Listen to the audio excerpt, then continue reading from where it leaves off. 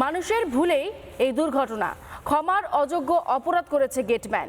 কোনো রকম গাফিলতি বরদাস্ত করা হবে না। গোবিন্দপুর রেলগেটে পুলকার দুর্ঘটনায় কড়া বার্তা দিয়েছেন মুখ্যমন্ত্রী শুভেন্দু অধিকারী। গেটম্যান নেশাগ্রস্ত ছিল কিনা তাও খতিয়ে দেখতে নির্দেশ মুখ্যমন্ত্রী শুভেন্দু অধিকারীর। সাত সকালে মর্মান্তিক দুর্ঘটনা মুর্শিদাবাদের কর্ণসুবর্ণ এলাকার গোবিন্দপুর রেলগেটে।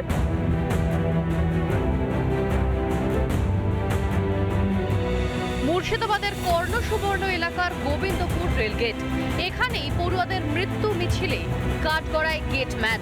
গেটম্যান মদ্যপ অবস্থায় ছিল বলে দুর্ঘটনা, অভিযোগ স্থানীয়দের। গেটম্যানের যে গাফিলতি, উনি যদি সতর্ক থাকতেন, আজকে বলে না 2-3 বার জানানো হয়েছিল উনি নাকি ড্রিঙ্কার, মানে এই যে গেটম্যান আছে, এই গেটম্যানের নিজের খাম খেলে, মানে ও কোনো সময় কারো কথাও শুনে না। খবর পেয়ে তৎপর মুখ্যমন্ত্রী, রেল মন্ত্রীর সঙ্গে কথা বলেন মুখ্যমন্ত্রী শুভেন্দু অধিকারী। মুখ্যমন্ত্রীর নির্দেশে ঘটনাস্থলে যান মন্ত্রী গৌরীশঙ্কর ঘোষ।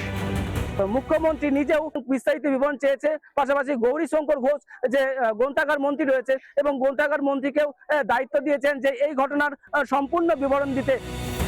ঘটনার সঙ্গে সঙ্গে মুখ্যমন্ত্রীর নির্দেশে অ্যাকশনে প্রশাসন, গ্রেফতার করা হয়েছে ওই গেটম্যানকে।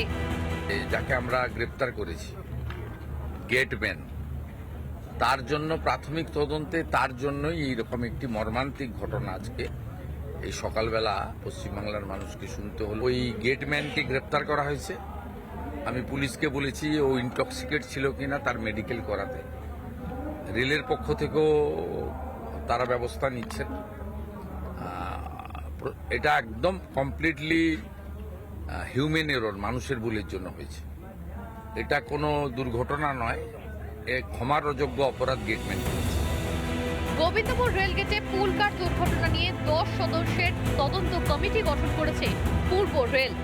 গেট খোলা ছিল, সেই মুহূর্তে একটি গাড়ি ঢুকে পড়ে, এটা বাচ্চাদের স্কুলের বাচ্চাদের নিয়ে যাচ্ছিল এবং সেই মুহূর্তে এক ভদ্রলোক সাইকেল নিয়ে যাচ্ছিলেন।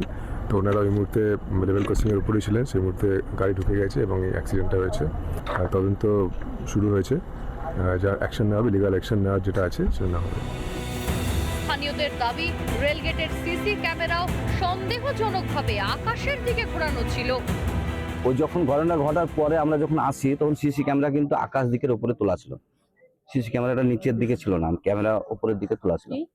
এটা দেখলাম। সন্দেহ মানে কি, আমরা চোখের সামনে দেখেছি, সিসি ক্যামেরা নিচে ছিল না।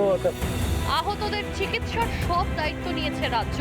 নিহতদের পরিবারের পাশে থাকার আশ্বাস রেল ও রাজ্যের। এদিকে তদন্তে দুর্ঘটনার কারণ, লেভেল ক্রসিং এর নিরাপত্তা ব্যবস্থা ও সম্ভাব্য গাফিলতির বিষয়গুলি খতিয়ে দেখতে ঘটনাস্থলে রেলের তদন্ত কমিটি। রিপাবলিক বাংলা। নানা ধরনের কন্টেন্ট দেখার জন্য লাইক করুন, শেয়ার করুন আমাদের ফেসবুক পেজ, সাবস্ক্রাইব করুন আমাদের ইউটিউব চ্যানেল। পাশাপাশি অন্যান্য ব্রেকিং নিউজের জন্য অবশ্যই চোখ রাখুন রিপাবলিক বাংলায়।